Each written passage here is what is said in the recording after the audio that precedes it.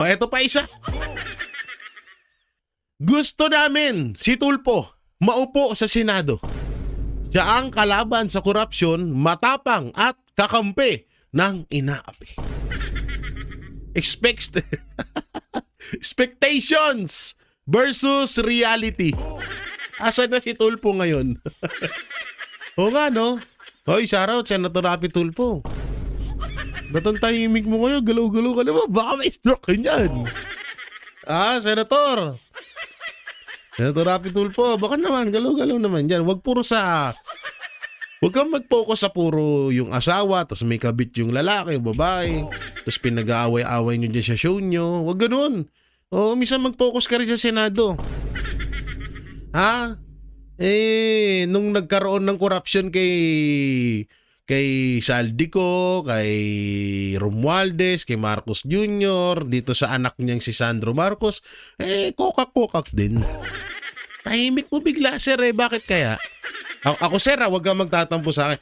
Ako po ay supporters nyo. Pero isa rin po ako sa bumoto sa inyo at nagtataka din ako na bakit tahimik ka ngayon. Kasi parang ano lang to, Sir Rapi Tulfo Parang pangako ni Marcos Jr. na 20 pesos per kilo na bigas at yung pangako mong kalaban ka ng korupsyon at kakampi ka ng mga inaapi, hindi ho na namin na ngayon nararamdaman. Parang ginamit mo lang yung mga kataga na yan para mapaniwala kami at may boto namin kayo. Hanggang ngayon tahimik ka, sir. Bakit kaya? Bakit kaya, no? Senator Rapi Tulfo, why? What are you sleepy? Sleepy? Yung nakita makita Ba't ka nagpapakita?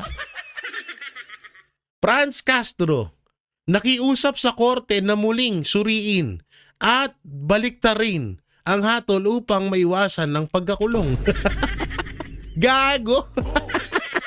Uutusan mo korte? Nabaliktarin yung desisyon? Mapatungkol sa pagiging child abuser mo? Gago ka ba? Sino ka? Susuriin maigi? So ibig sabihin, may dalawang utos or may dalawang utak ang korte na maaaring magbago. Obvious naman talaga At dapat talaga makulong ka. Hayop ka. Bakit may ganito? Bakit may ganyan? Dahil sa mga putang inang to. Yan po ang pinakamalinaw na nakasagutan dyan. Bakit may ganito? Dahil sa mga to. Yan po yun. Yan po yung kasagutan dyan. Wala na pong iba. Tapos sasabihin para takot ka makulong? Wala, kulong ka. Dapat nga matagal ka ng kulong Ba't nga ngayon malaya ka pa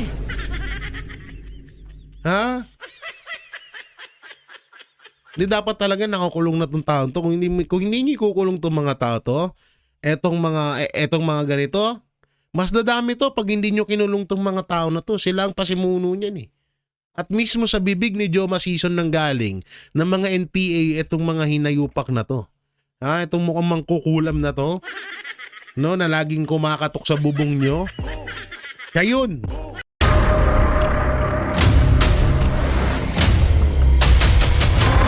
Bago tayo mag-umpisa, baka pwede nyong i-like ang video na to. Malaking bagay ang like sa aming mga content creators. Maraming salamat po.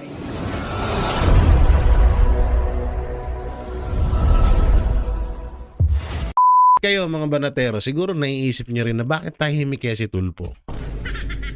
May mga bali-balita kasi na itong si Rapi Tulfo magiging bataan ni Marcos Jr. sa darating na 2028.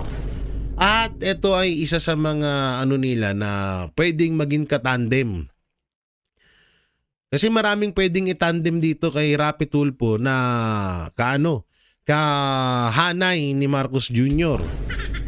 Pwede nilang kasi kahit ganyan si Martin Romualdez sa kakapalan ng mukha niyan at sa kapal ng bulsa niyan tatakbo pa rin yan. Pero baka hindi, baka presidente or vice president.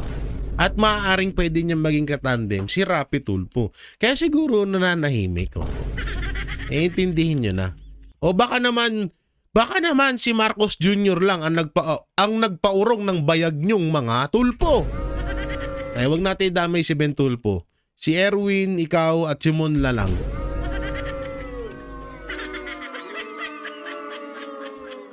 Idol na idol ka pa naman namin. Idol na idol ko pa naman mga Tulfo. Tapos si Marcos Jr. lang pala magpapaurong ng bayag nyo. Pwe!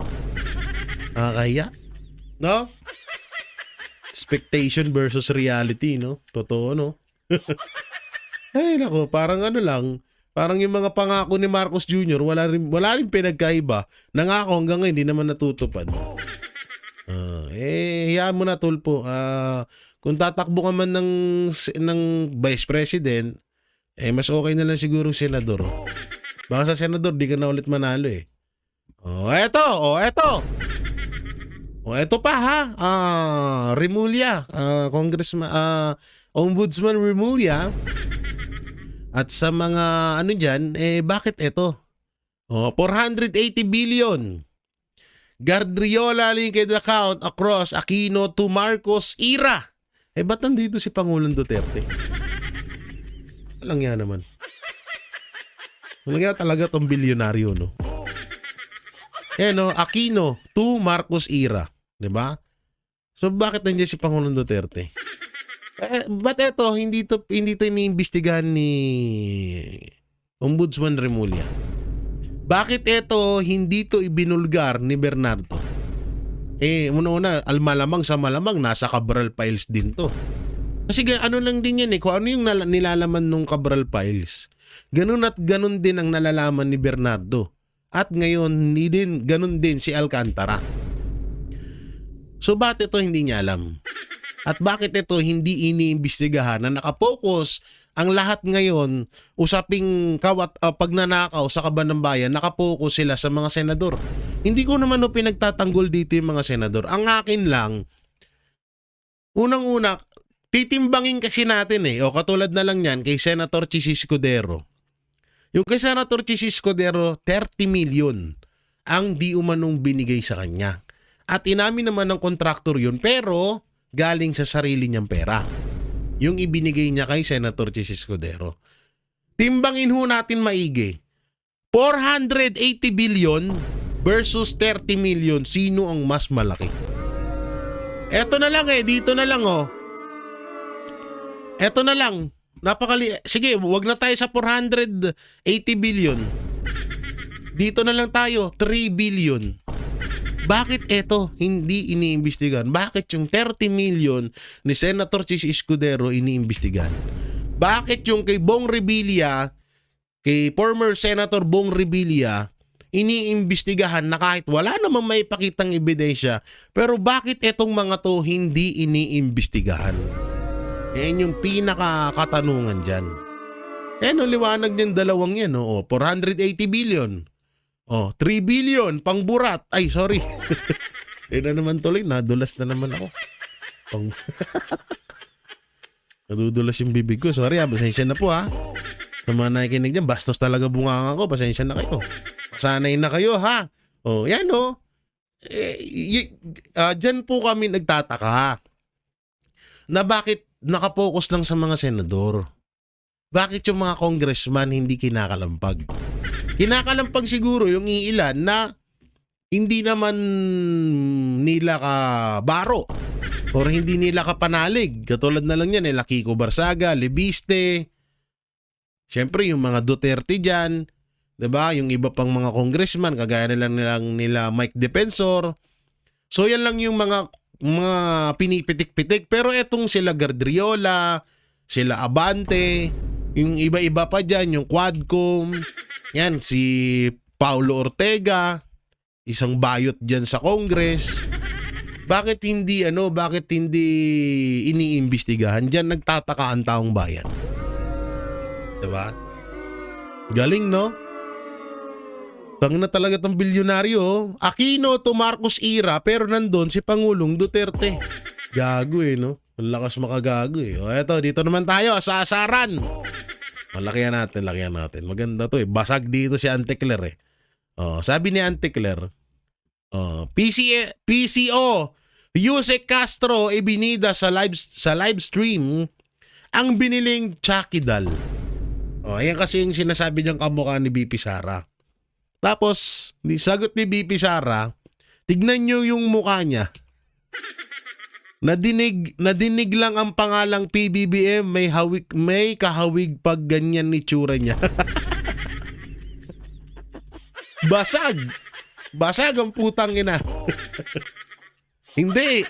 Kapag naririnig ko ang pangalan ni Yusek Castro, si mukha ni Lisa Araneta Marcos yung naalala ko. Tapos, siya? Kabit siya ni BBM yun. Mga naalala ko pag narinig ko Yusek. Ang dami. Pag nababanggit, Yusek Castro, ang lalabas, tanga. Ganun. Misa naman, Yusek Castro, bobo. Ganun. Tapos yan, pag medyo naalimpungatan ako, minsan napapanaginipan ko eh.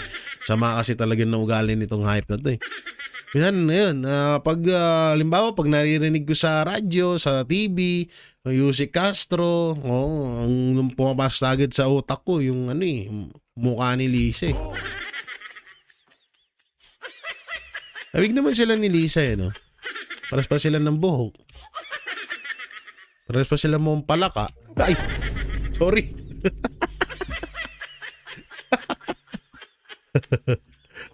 Basag siya kay BP Sara ba? Eto pa. Ano to? Tutol. Risa Ontiveros tutol sa pagbabalik ng parusang bitay. Bakit? Natatakot ka? Di ba may insertion ka din? Natatakot ka sa bitay kasi mauubos kayo. Takot sa bitay yung mga gago kasi mauubos sila. Human right na naman? Labag na naman sa human right. Pero yung mga kurap na katulad nyo, hindi labag sa human right. Ang galing.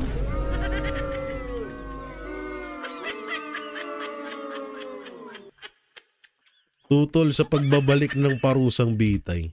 Di alam nyo, napakaganda ho talaga na maibalik tong parusang bitay. Lalong-lalo na. Hindi naman kasi sa mas maganda nga pangkalahatan eh. Pero mas dapat ipataw ito sa mga public official.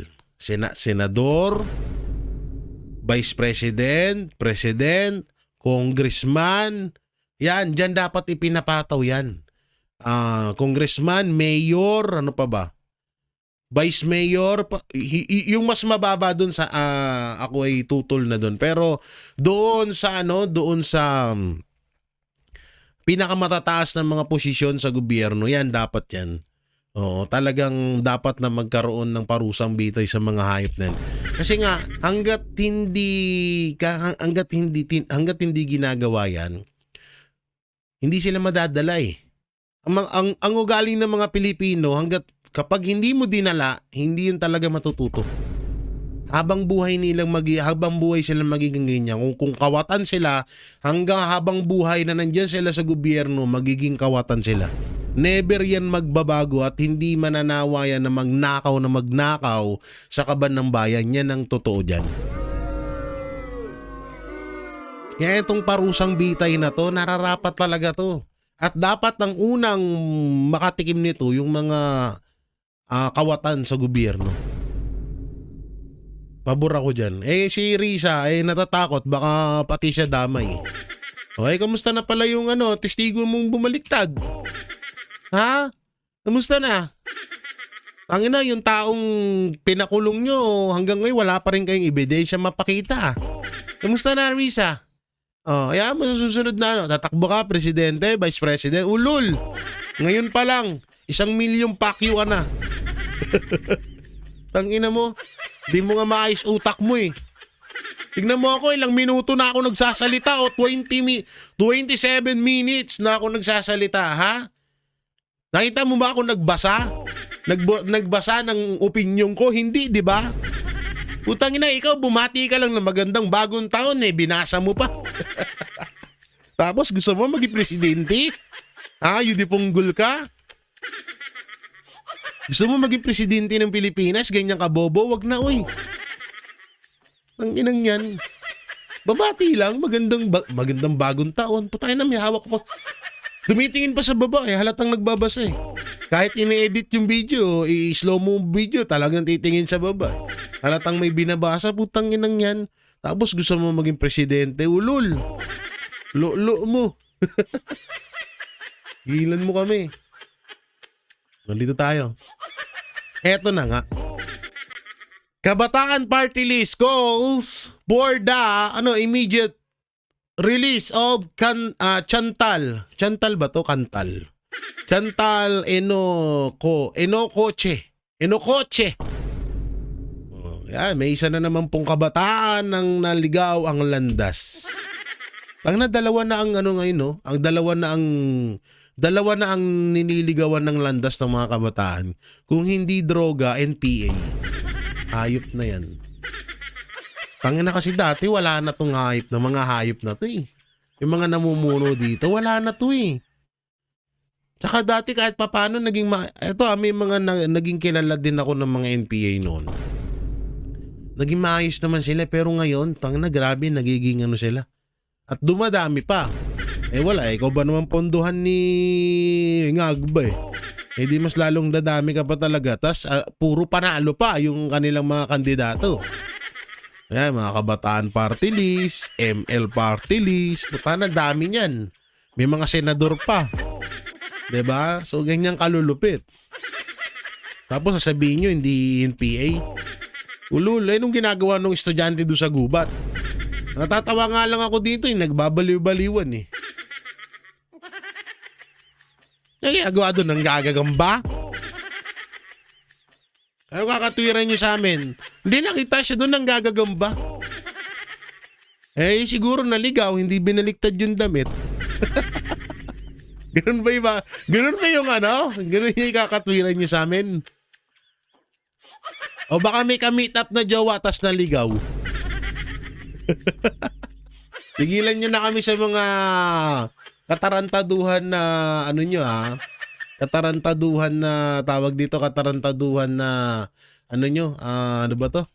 Katarantaduhan na katwiran nyo dito mapatungkol dito sa mga kabataan na namamatay at nahuhuli sa kagubatan ha. Hindi yan mga nanggagagamba, leche kayo. Walang ganyan, nanggagamba din ako dati, hindi naman ako naging ganyan. Hindi, nanggagagamba lang po yun. Tapos may sakit pa sa pag-iisip. Nila dyan, nikakatwiran eh. Ito pa isa. Nagkita na naman tayong dalawa. Yung makita eh.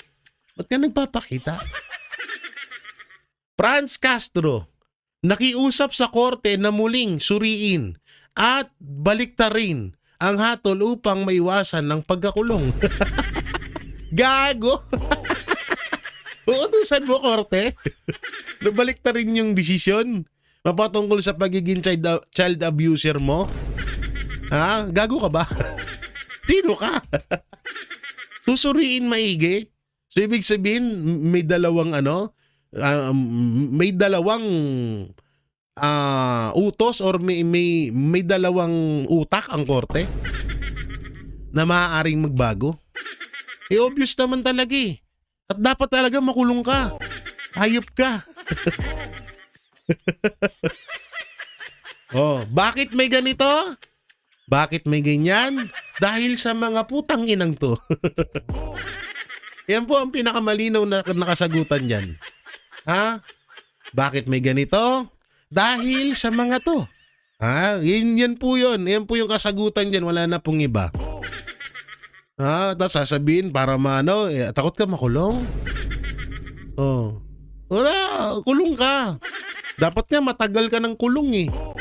Ba't nga ngayon malaya ka pa eh? Ha? Hindi dapat talaga nakakulong na tong tao to. Kung hindi niyo ikukulong tong mga tao to, etong mga ganito, mas dadami to pag hindi nyo kinulong tong mga tao na to. Sila ang pasimuno niyan eh. At mismo sa bibig ni Joe Masison nang galing ng mga NPA etong mga hinayupak na to. Itong mukhang mangkukulam na to, no, na laging kumakatok sa bubong nyo. Siya yun. Natatandaan ko pa yung katuwiran niya sa TV5, yung ano daw, parang magpipiknik lang daw. Pipiknik sa gubat? Gago ka ba? Magtuturo lang daw, may tuturo lang daw. Tuturo sa gubat? Tanginan to mga to. Buplax, kaya dapat makulong ka lang. Utusan mo pa korte, sino ka? Parang utusan mo korte. Saraulo ka ba? Dito tayo. O ito pa isa. O ito na. Naglalabasan na sila. Hindi daw sila hindi daw sila miyembro ng CPP-NPA pero Kabataan Party List nananawagan na maagarang pagpapalaya kay Chantal Ani Kotse. Isa lang po yan Eto, magnanay po yan Nang dahil sa mga to, eto, yan, kaya may ganito, okay? O kaya, tuturuan ko kayo ulit. Kung gusto nyong mawala to, dapat mawala tong mga to, pati eto. Yan yung mga yan yung mga pasimuno Kaya dumadaming ganito dahil sa mga putang inang ito. Yan. Tapos ngayon, di-deny nyo, hindi kayo NPA. Lul. Uy! Ito pa. Small fish lang ang 480 billion ni Congressman Gadriola. Maraming mas malalang buwaya sa Congress ngayon bonus na naman sila dahil May 2026 budget na naman. Grabe, no? Grabe, no? Lupit, no? Ang tindi ng kalakaran talaga. Ang tindi ng sa Congress. Kaya nga, yan din ang gusto kong maging sa balang araw pag nagkaanak ako Anak mag-aral ka mabuti, mag-congressman ka, mangurap ka. Ayun, tinaruan pa yun. Ay, joke lang mo yun. Puta na di baling magdildil kami ng asin, wag lang pera ng taong bahay, parang kinain ko din yung kaluluwa ko nun. Ayop na yan, wag na sa inyo na lang yan. Ito nga yung isa katanungan dyan, 400 billion ni Congressman Gadriola, hindi nila pinapansin. Diba? Pero yung mga senador na halos wala namang sapat na ebidensya at kakapiranggut lang, kahit totoo naman, kahit piso lang ang ninakaw nila, pag nanakaw pa rin yun. Pero ang masama kasi dito, yung kay Senator Chis Escudero at kay Senator Bong Revilla, ay wala namang silang maipakitang ebidensya. Kasi kung may pinapakita lang silang ebidensya kay Senator Chis Escudero at Senator Bong Revilla, putay na, binanata na namin agad dyan. Kaso wala puro hearsay, sabi-sabi. Tapos eto na may mga dokumento, may mga ebidensyang ipinapakita, maraming mga tao nagsasalita mapatungkol sa ganito. Tahimik ang mga putang ina. 'Di ba? Ganun kalupit Kaya talagang masasabi mo, kaya yung si Bernardo na yan, malamang sa malamang, katulad lang niya ni Alcantara na minamanipula ngayon. Para idiin yung mga senador, at kapag nawala yung mga senador na yun, alalahanin nyo, andyan na naman, babalik na naman tayo sa puntong impeachment ni Vice President Sara Duterte. Kapag nabawasan ng mga senador sa Senado, katulad na lang nila Jinggoy Estrada, Villanueva, Chis Escudero, sino pa? Senator Bongo, Senator Bato, mas mapapadali ang impeachment laban kay Vice President Sara Duterte. At alam naman din po natin na yung mga nabanggit na senador na yan ay hindi pumirma sa impeachment ni VP Sara Duterte. Katulad na lang ni former Senator Bong Revilla na kaya pinag-iinitan ngayon at kaya rin hindi nanalo na mas nanalo pa si Lito Lapid kasi nga etong mga Revilla ay hindi pumirma sa Congress ng impeachment laban kay Vice President Sara Duterte. Yun yung katotohanan dun. Kaya kayo wag ho kayong basta-basta maniniwala sa mga bali-balita na napapanood nyo sa TV. Bong Revilla kinasuhan ng ombudsman dahil sa ganito. Wag kayong ganun. Mas maganda alamin nyo muna. Hindi ba kayo nagtataka na ba't kakasuhan si Revilla? Ba't kakasuhan si Escudero? Wala namang ebidensya may ipakita. Yung nagbigay naman ng 30 million kay Chis Escudero, sinabi naman nun na galing sa pera niya. Bakit kay Gardriola, kay Ortega at sa iba pang mga congressman, lalong-lalo na kay Martin Romualdez, ang dami nang tumuturo. Mali-malitang pera, bakit hindi iniimbestigahan? Yan, di ba? Ganun lagi yung isipin nyo dapat. Maging talaga tayo dito, maging talagang malawak kasi kung kami ay nakita namin talagang may ebidensya laban sa mga senador at yung maglalabas ng ebidensya ay katiwa-tiwalang tao, putangin lang ngayon binabanatan na namin ngayon yan. Ba't hindi namin binabanatan? Kasi nga talagang namin na ito ay isang propaganda lamang para iiwas ang issue sa Congress at itoon sa Senado. Yan yung totoo dyan. At dito naman tayo. Ayan na. Eto na. Si Tuesday Vargas kahit Friday na. Kahit Saturday na pala. Hindi NPA ang mga scholar ng bayan. Paano mo nalaman? Ano to? Sunin. Ano yan? Aber? Ano yan? Tuesday Vargas. Ano to? Yung iba pang mga estudyante na namamatay sa gera. Mapatungkol gera ng mga sundalo at mga makakaliwa. At yung mga nadadakip na mga graduate sa iba't ibang universidad. Ano yun? Tigil-tigilan mo kami Tuesday. Sayang ang pagiging magaling mong komedyante kung ikaw ay tanga-tanga naman pagdating sa politiko. Tandaan mo yan. Ito yung sinabi niya basahin natin to Sa totoo nasaktan kasi siya dun sa post ni Sir Jack.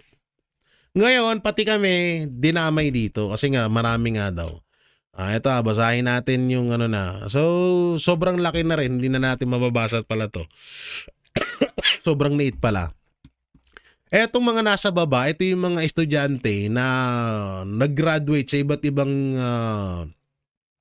universidad na naging NPA. At talagang may resibo, may ebidensya. Hindi ko lang alam kung ano tong sinasabi ni Tuesday Vargas na wag daw parang napakababaw daw ng opinion ni Sir Jack at ng mga kasamahan nito na para sabihin daw na nanggagaling yung mga recruit ng mga NPA sa iba't ibang universidad. Totoo naman. Ano to? Fake news ba yan? Edited ba yung picture na yan? Eto, edited ba to? Binalita to sa TV Edited ba to? Hindi naman to edited Gilan mo kami, Tuesday. Tanga na, isa kang influencer. Isa kang artista na dapat ay hindi kaya kasapi ka rin nila. Tatanong lang naman. Walang masama dun.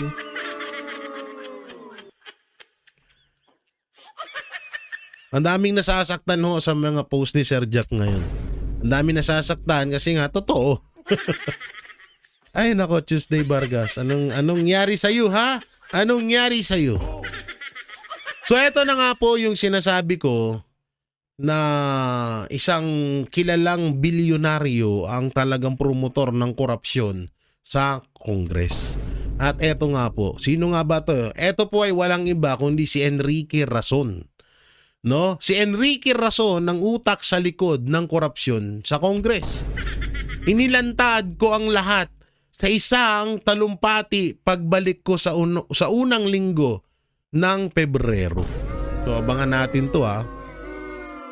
So sino ba tong si Enrique Rason? So ito naghanap po ako ng isang article mapatungkol sa kanya para malaman nyo din.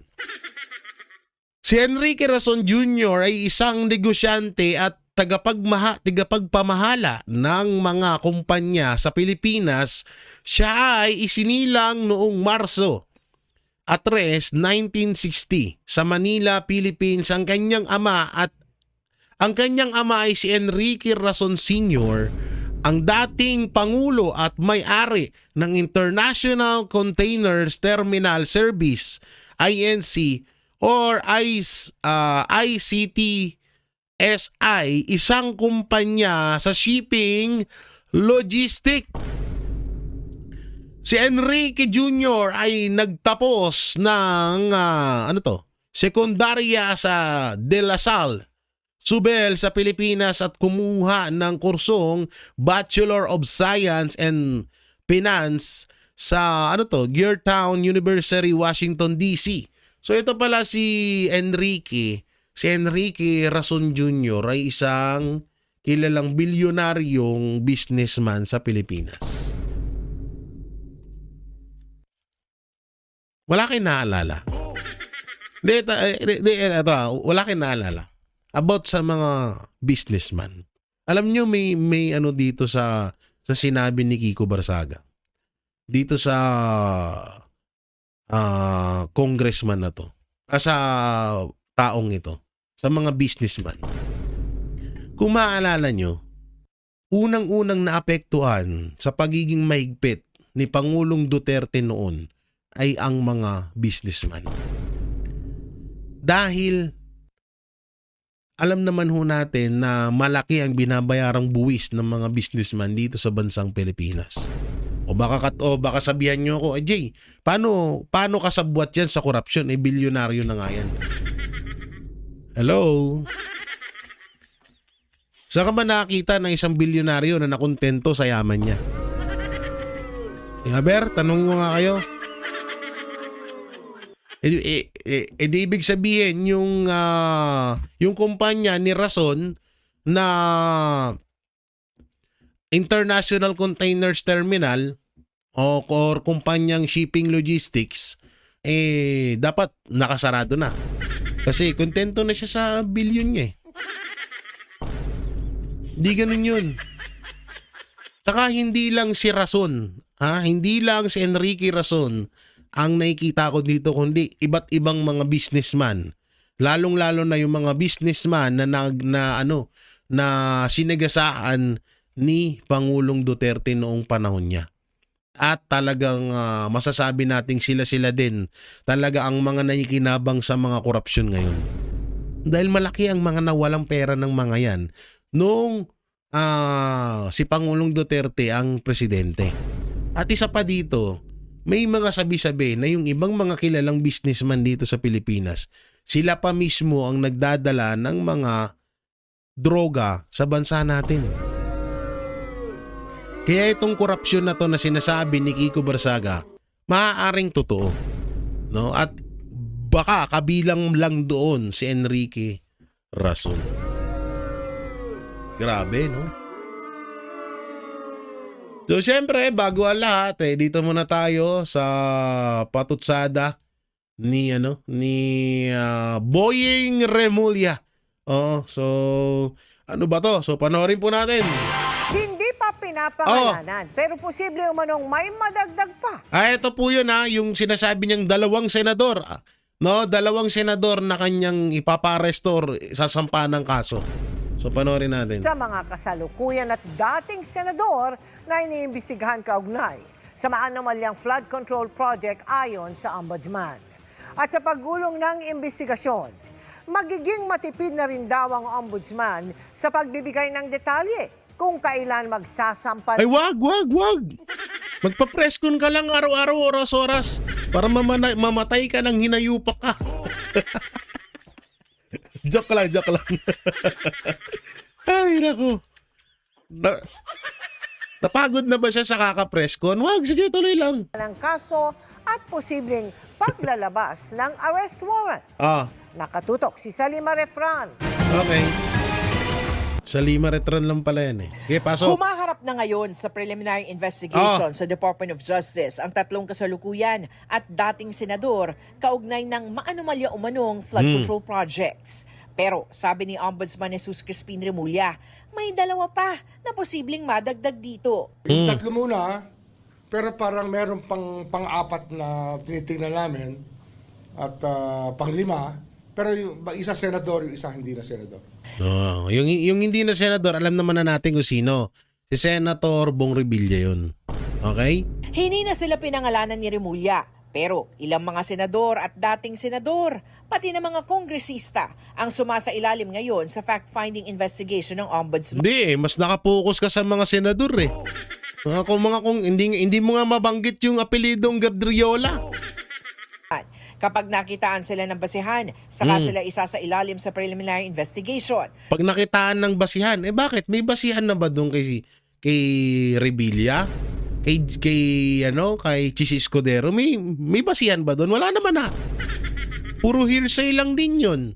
Oh. Kung saan bibigyan sila ng pagkakataong sagutin ng mga alegasyon at magsumite ng kanilang mga ebidensya. Okay. At kung may sapat na ebidensya, saka sila sasampahan ng kaso. Okay. Sabi rin ni Remulla, magiging matipid Matignan nyo, ang liwanag na sinabi niya, kung may ebidensya, ibig sabihin, nagsasalita na agad ang ombudsman na wala naman palang hawak ng ebidensya to. Gago. Nagsasalita si ombudsman ng ganito tapos wala pa siyang sapat na ebidensya. Ang galing. na raw siya sa pagbibigay ng mga detalye. Oh. Kung kailan magsasampa ng kaso at posibleng maglabas ng arrest warrant. Okay. Kasi it's misinterpreted and some people want to push the issue more and try to put a date. I will not do that. Tapos na tayo ron. I think we've learned our lesson from that. Hindi raw alam ni Remulla kung saan nakuha ni Senator Amy Marcos ang sinasabi nitong petsang January 15 para sa pagsasampa ng kaso laban kina Senador Joel Villanueva, Senator Jinggoy Estrada at dating Senador Bong Revilla. Buti siya, alam niya. Ako, hindi ko alam yun. So there's no truth to that? Ewan ko na saan nagkagaling. Ang mga computer naman na galing sa opisina ni yumaong DPWH Undersecretary Kathy Cabral wala na. dinala sa ombudsman, nakaselyo pa rin daw at hindi pa nabubuksan. Wow. Inaayos pa raw ang proseso sa pagbubukas Wow. at forensic examination sa mga ito. Wow! Makakasama raw dito ang Department of Public Works and Highways at ang Commission on Audit. Ang laman lang daw ng mga ito ang magsasabi ng totoo sa mga naglalabasang dokumento. Huwag lang magsasabi yung ibang tao na alam nila yung laman, no? Kasi walang pwede magpatunay niya kundi yung computer mismo na Wow! Akala mo naman siya talaga. Tangina mo, kailan ka lang naging ombudsman eh. Eh yung iba dyan, matagal ng congressman. hawak namin. At walang pwede magsabi na yung kanila ang tunay, yung iba hindi tunay. Matatanda ang sinabi noon ni Batangas 1st District So ibig sabihin, ganyan nga yung gagawin nila. Diba? Hindi ako nagkamali. Hindi ako nagkamali. Na balang araw sasabihin nila yung dokumento ni Libiste ay peke. Hindi ako nagkamali. Sabi na nga ba eh. Yan ang sasabihin nila eh. Pipikiin nila yung dokumento ni Libiste tapos yung sa kanila yung original. Ang galing, di ba? Representative Leandro Leviste na hawak niya ang mga dokumento mula kay Yuse Cabral at pwede raw itong i-authenticate ng ombudsman. Authenticate for what? And who's having it authenticated? Ngayon, di ba? Ayaw niya na i-authenticate. Kakasabi mo lang eh. Di ba? Bakit ayaw mo i-authenticate yun? Di ba? Dapat i-authenticate mo yun. Hindi mo nabubulol pa tuloy ako. Hindi mo masisigurado kung yun ba ay peke o hindi. Kahit nga yun sa'yo dati i-authenticate mo yun kung totoo ba yan o hindi. For what purpose? Oh. Are they prosecutors? Are they investigators? Kasi kung ito yung in aid of publicity. Katarantaduhan sagot yan, Remulla. Kung ano laman nun, na dapat pinapansin namin. Kabobohan Diba? yan. Ang gagaling sa kanya, tapos sasabihin niya, bibigyan niya kami ng duda yung aming pagkatao dito. Sabihin niya kung ano problema.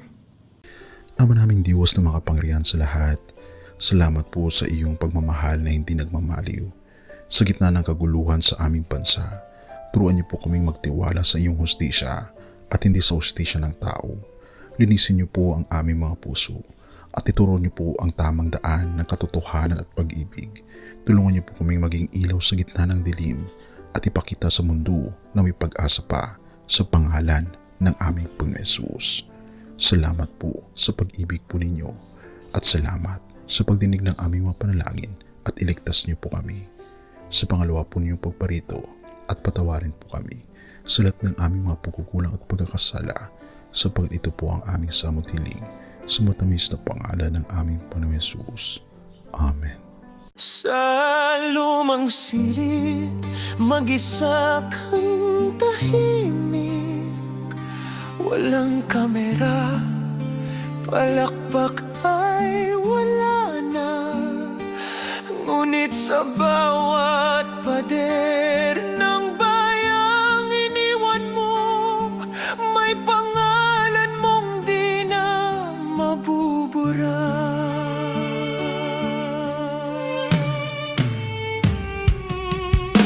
Minsan kang naging balikat ng mahihina, kalaban ng takot, kakampi ng masa. Di mo man laging nasabi ang tama, pinili mong ipaglaban ang madla. Hindi ka saktan gaya naming lahat, pero tumindi ka ng walang pag-atras. At ngayong pagod ka na, tatay, kami naman ang sasalo ng bawat bigat.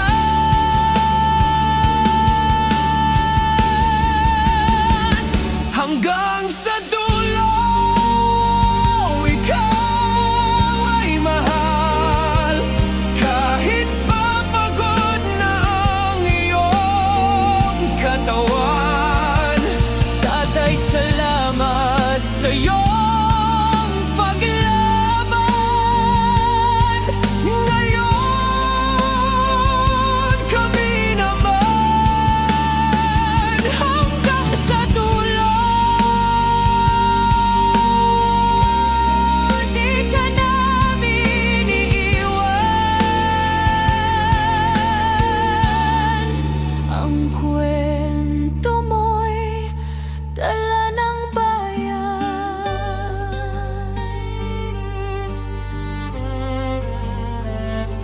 tahimik ka na sa mga batikos.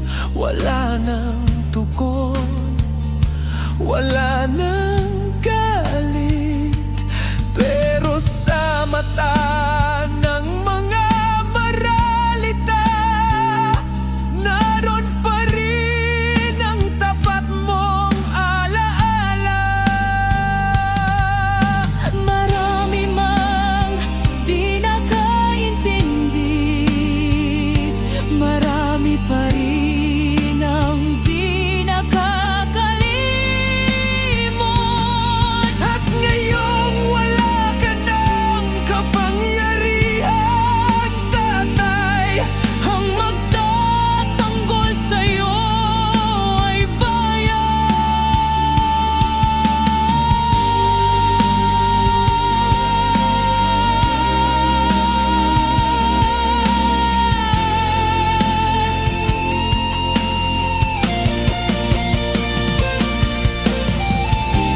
hindi ka nag-iisa. Kahit ngayon.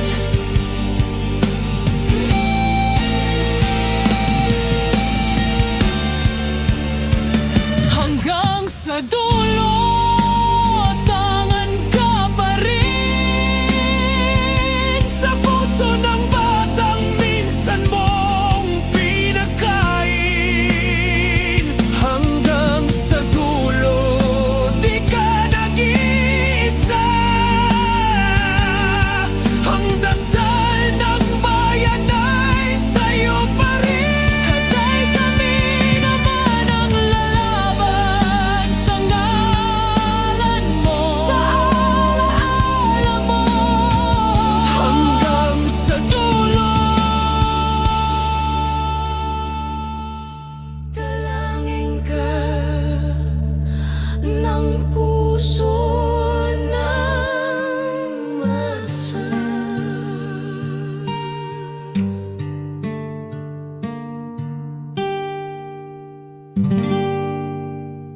At yun na nga mga kababayan, ano na ang masasabi mo?